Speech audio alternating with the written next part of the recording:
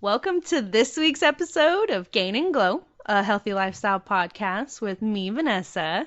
And me, Crystal. Thank you so much for joining us this week. I think if you've listened to enough of our episodes now recently, you'll know that we're trying to kick every episode off with our dope quote of the week. So, Crystal, you got a dope quote you can lay on us? Yes, I do. This week's quote is from Oprah. Your life isn't about a big break. It's about taking one significant life-transforming step at a time. I love that. I love that. First, I mean, obviously, when it's coming from Oprah, I'm more inclined to listen. I'll admit it. I'm biased. But it's such a good concept. And I think it's such a good concept right now where I think many of us are feeling a little bit stagnant because, global pandemic has got us locked down. Right? Might be feeling a little down. But I like that because it's the idea of, we're not all like, you don't need to go through these big, huge transformations in these huge life events to like change the trajectory of your success. And I like that because right now, with the quiet and the stillness that we're getting from being locked down, we're also getting opportunities more and more often during the day to have those little tiny shifts and changes, and ways that we're like filling our time can also be like these little ways that we're like benefiting ourselves. And this episode, we're gonna dive right into how do you fill your time during quarantine. For those of us, I think, that are like privileged enough to be able to work from home or to have the ability to stay home during this pandemic, it's almost hard to like complain because so many people are being forced to go work with the public. My husband being one of them. So many people are being forced to put their kids in daycare and they're not getting these opportunities. But it's important to understand that the struggles and the anxieties and the problems that come with staying home all the time are still there, and they affect the mental state significantly. So filling your time is so important, and how you fill your time during quarantine, I think, is something that I'm excited to talk about. Absolutely. I know I've been trying to be more creative and do more like art projects or sewing projects or something. Stuff I always put aside. I've been getting out all my supplies and then leaving them in a pile, which has just caused me stress. So lately I've been like, okay, are you gonna do something?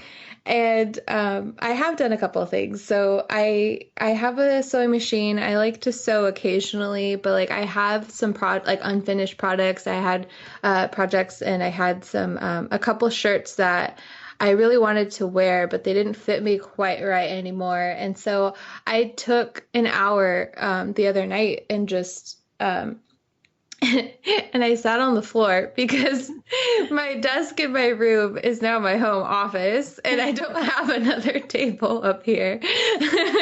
And so I sat on the floor and I like sewed my shirts. I kind of took them in, tailored them a little bit, and then I felt really good about that. And it was just an hour of my time that I was already just going to watch TV, which I also watch TV.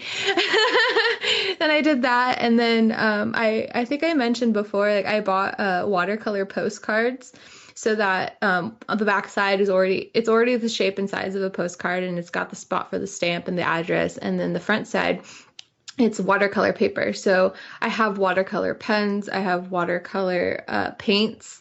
And so I've been messing with those and just mailing out postcards to friends and family and stuff. And then that's been great because it's encouraged me to create more art, because I know it'll make someone happy. It'll make someone at least like smile to see that they got like a custom card. And you never get mail anymore that's like personal mail. I know everything that I get is bills and ads. So to get like something fun like that in the mail, for me, it's still just as fun as it was when I was like a kid. I'm like, oh my gosh, it's a letter. And I'm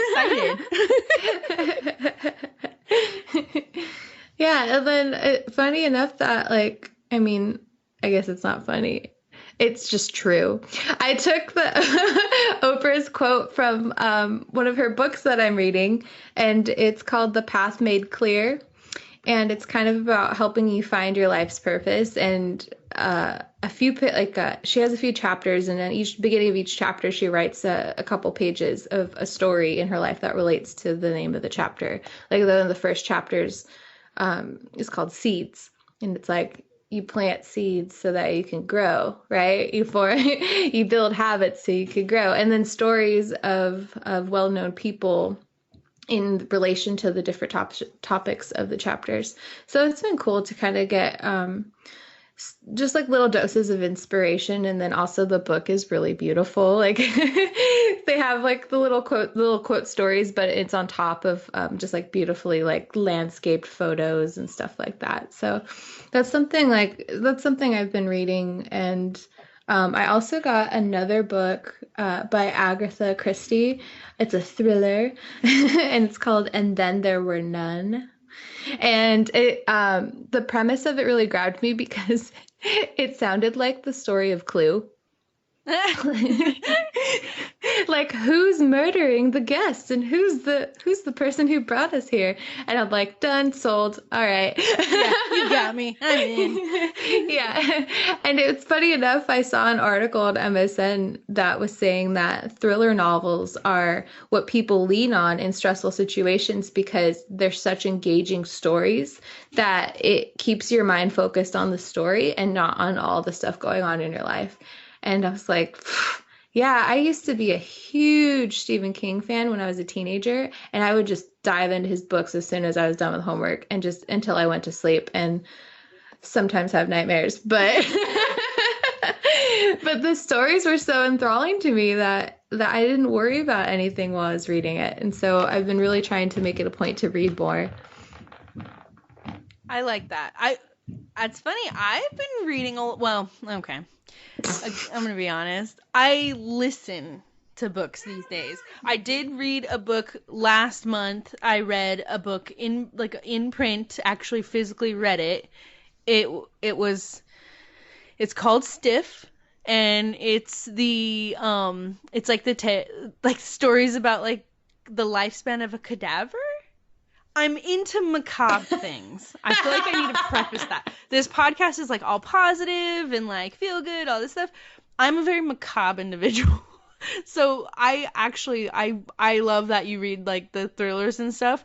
I'm very much into true crime, forensics, like forensic anthropology, but right now I've been listening to books, and one of the ones that I've been listening to, you've been reading the Oprah one. I've been listening to a book called Why Oleander, which is a book that I read when I was younger. It's like one of my favorite books.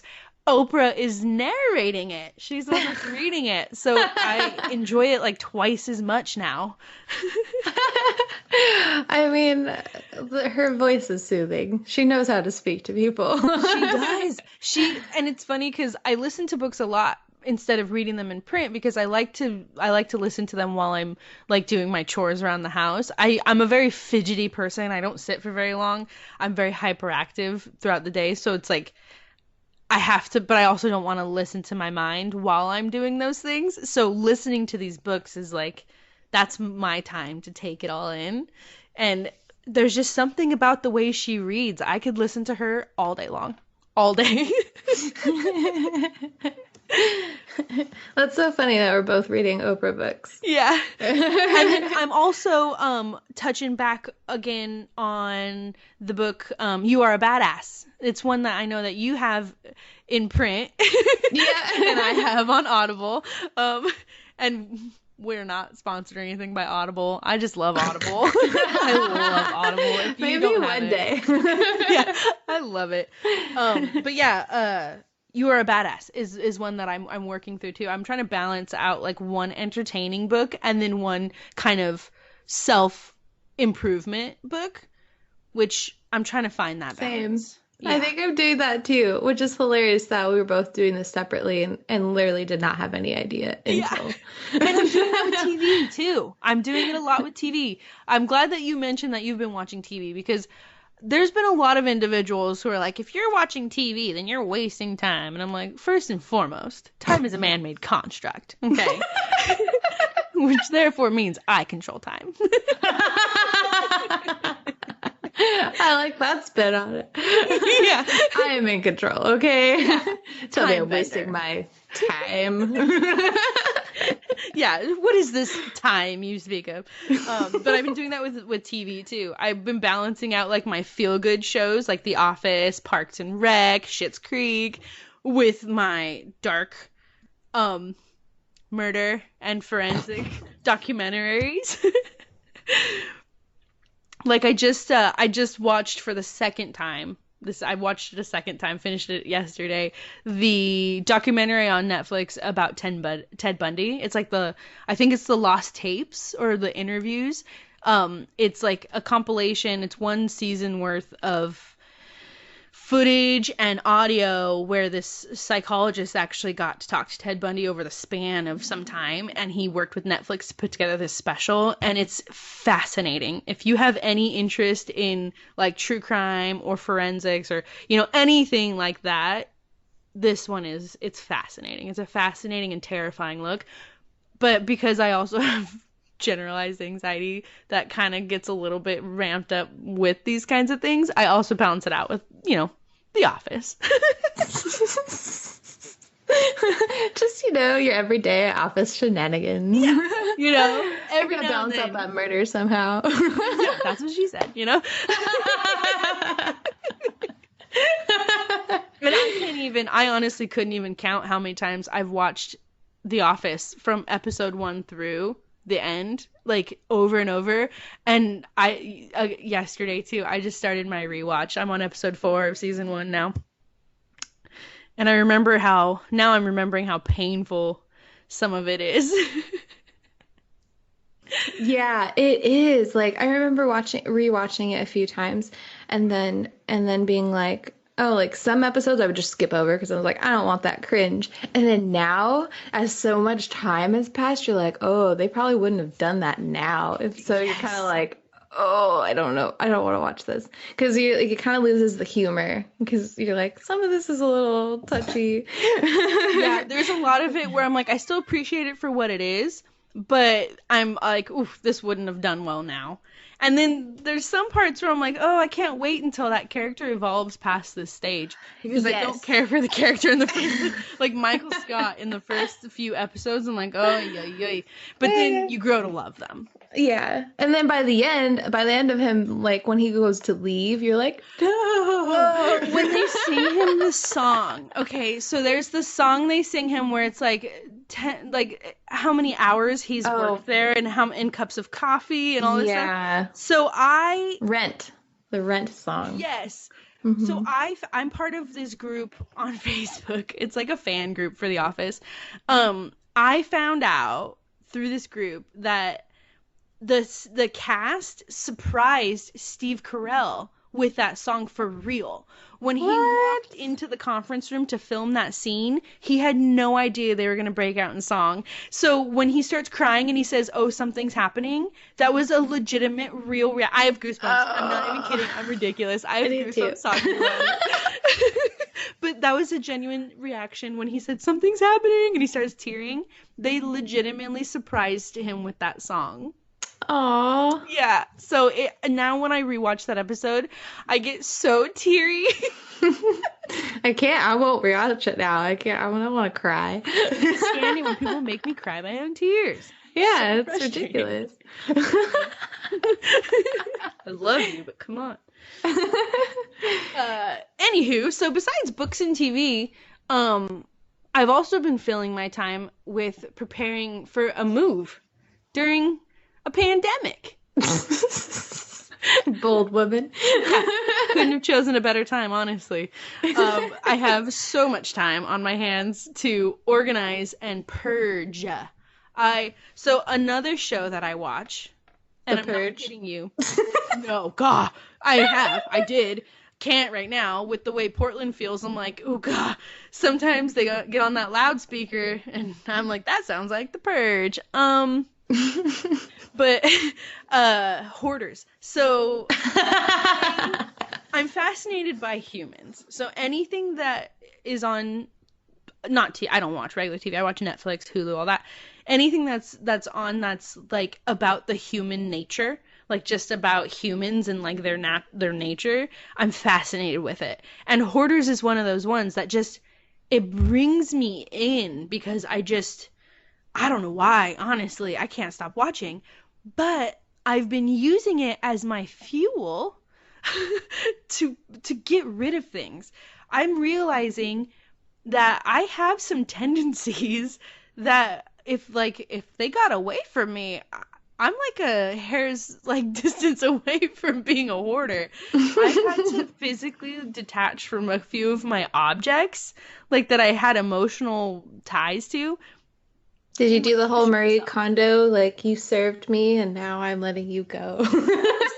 it's so funny. Like, and a lot of it is sentimental. I hold on to things because I'm Mm. sentimental about people, places, and things. And I have like this irrational fear that I'm gonna forget things. So I save things in an attempt to try to remember.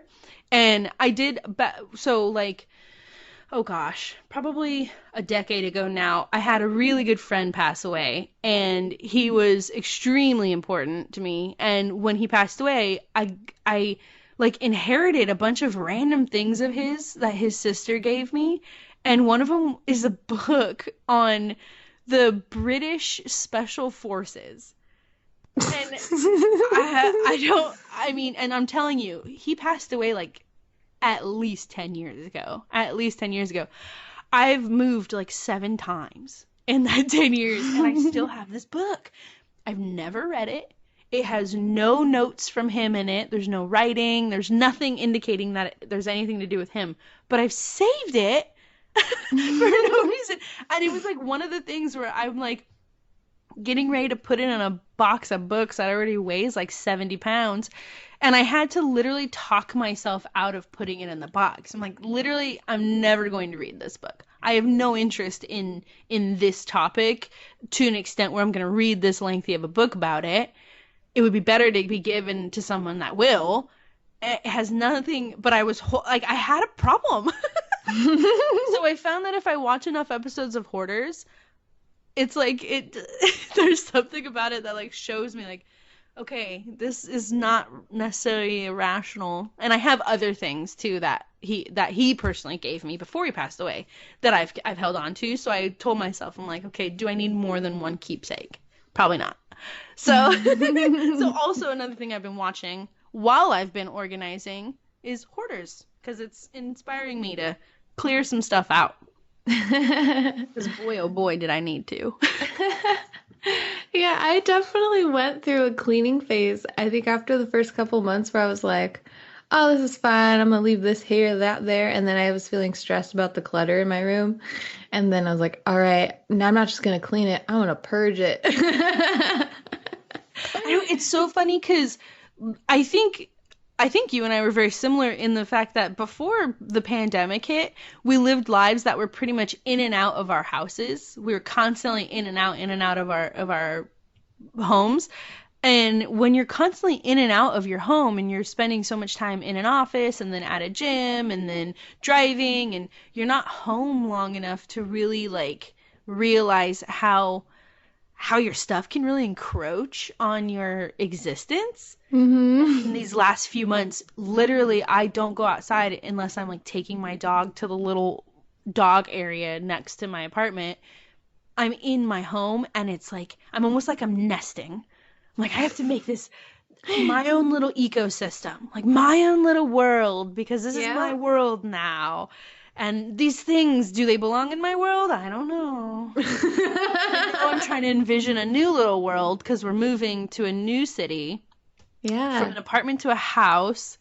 It's like on like zero point 0.3 acres. So I have all of this new like Uh, land we're gonna have. that's so exciting. It is. And I did a part of my quarantine shenanigans. Um when the pandemic hit and everything, that's when my husband and I decided that we were going to move. And I've been planning since. So I think it's been like 6 months now, 5 months that I've been planning for this move. So I've been using a lot of my time like alone, and I've been trying to take a lot of my like anxious energy and my unsettledness from the uncertainty of everything that's going on. I've been channeling that in making like lists and plans, and I'm a Virgo, so I made a 5 phase moving plan that like laid it out like week by week what we should do during that week, like what when you're 5 weeks out, what do you do? When you're 2 weeks out, what do you do? Like a And that, wedding planner. yeah, exactly. It's almost like planning a wedding, which I'm literally planning this move more than I planned my wedding. That's a fact. It's a big deal. It's a big deal. It's a big deal. It's a huge step for us. We didn't buy the house. We don't own it. We're renting again, but we're finally moving to a home that's gonna better accommodate our family, and it's a step up from what we've had. So it's been a good way to fill my time. Yeah. Definitely. And I think that helps, like, when you achieve things like crossing stuff off to-do list, oh man, like it just boosts your mood. And especially right now when we're all kind of stuck with not a lot to do outside of the house. Hmm. As somebody who was a homebody before, the first few months I was like, my schedule hasn't really changed other than the fact that I'm not going to the office and going to the gym. I'm doing those things at home. But the deeper we get into it, the more things are like happening. Birthdays are coming and going, and events are coming and going, and I'm now starting to feel the effects of like cabin fever kind of, and feeling Hmm. isolated from like society. Hmm. And then I think maybe you can relate to this. I had to take a break from Facebook for a while. Oh, I'm on a break right now. We're on a break right now, Yeah. actually. Yeah. Which I never realized how much I used Facebook to be my connection to the outside world. Yes. And having things that I feel like little mini goals that I can accomplish and I can cross off my list in my home, and give myself like something to do that feels like I'm accomplishing things has helped with that isolation. Because I don't know if you feel this way, but I almost feel like the world is going by me and I'm like sitting in a parked car. So I'm like, I feel like I'm missing so much out in the world, but at the same time, I'm not ready to go be out in the world because there's a pandemic. So I've felt good about setting little goals like that and having something to cross off and feel like, okay, I'm still moving. I'm not stagnant. I'm just not moving with the flow of traffic right now. I'm on the back roads. Yeah. So, And it's important to recognize that like everything in our lives happens really slowly in the sense that, things are always changing. And so things are happening to other people at the same time that we're having our stuff happen to us. But when I look back on it, something that makes me feel a little bit better is that when I used to be out more, it was like my time was really just like driving to the office, driving to the gym, and I didn't talk to anybody at the gym except my trainer. There's one guy I would wave at or whatever, but that was it. And then I would go to the store, and I'm not talking to anybody in the store. I'm not friends with cashiers or anything. Like we, give ourselves a head nod, like I see you again. so, So, and then I'd go home. So it was kind of like I wasn't really doing as much socializing as I liked to remember that I was, because 5 days a week solidly for sure I was not. yes. Yeah, it's weird where I'm like, why do I feel like I'm missing out on all this socializing when in reality I was getting so much like flack from certain friends because I was the one. They were like, "Are you really gonna show up though?" And I'm like, "Well, I mean, let's not nail the wild animal down, okay?"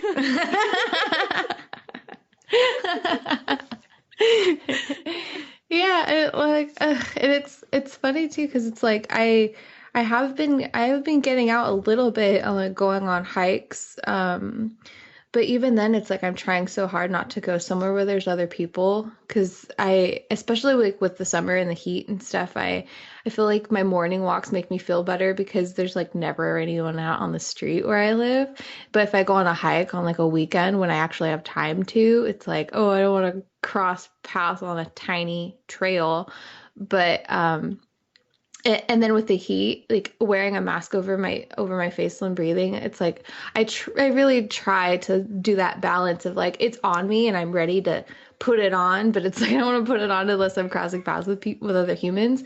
But I feel like a lot of people are in that same boat, and so just even on walks to like my local park, like people are like way more cautious about space and mass and stuff. So it's like it makes me feel a tiny bit more comfortable going out and doing that.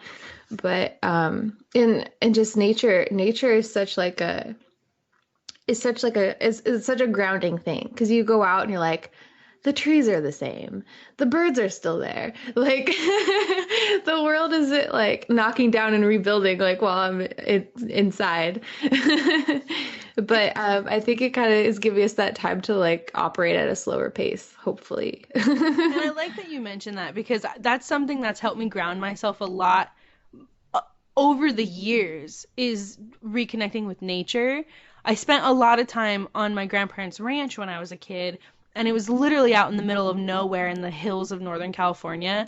And I didn't realize how much that conditioned me to use nature as like a grounding tool. Like nature is like my home base. It's like going to home base. And it's a good reminder that what you're seeing in the news, like what's happening with humans, isn't necessarily what's happening with the whole world.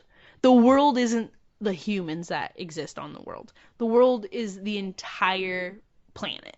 It's the trees, it's nature. And if you go outside for 10 minutes, you'll realize the trees are still growing, the birds are still flying, day is going to happen, and night's going to follow it, and that cycle is going to continue, and not everything is burning down. Just society. Just the society we created. It's right, which again, a man-made construct. I mean, is it real? Only in our perceptions. Just like time. But nature, that's real. That's real. But no, using it to ground yourself, I think, is so important. Definitely, like even, and I've been seeing a lot of people doing that, like just going to the park and sitting in the grass and like reading a book or stretch. Like I saw this couple doing yoga at the park, which only made me laugh because no one ever has done that in like the park I go to almost every day. So now it's like, oh yeah. And then people are out there with their kids. They're like, climb this tree because you can't go on the playset. Yeah. And it's forcing us all to find alternative ways to entertain ourselves in the outdoors. I mean, taking away playgrounds as the parent of a school-age child, I can tell you that causes its own weirdness when you're like, well, we can't just go to the park and play on the playground now. We have to like go to a park maybe that has a climbing tree or go to a hiking trail. And of course, here in Oregon, we all love that. I think that's why most of us live here. So it's hard to find the area to do it where there aren't a bunch of people. Mm-hmm. But filling your time with going outside and getting fresh air and getting some sunlight and connecting with nature a little bit is immensely helpful for your mental health too. So yeah, we have been filling our time during lockdown with those things. And I honestly think that we have a lot of months ahead of us. So I'm excited to keep like finding new books and new things. And yeah, I think that's all we have for you guys for this episode. So until next time. Thanks. Bye. Bye.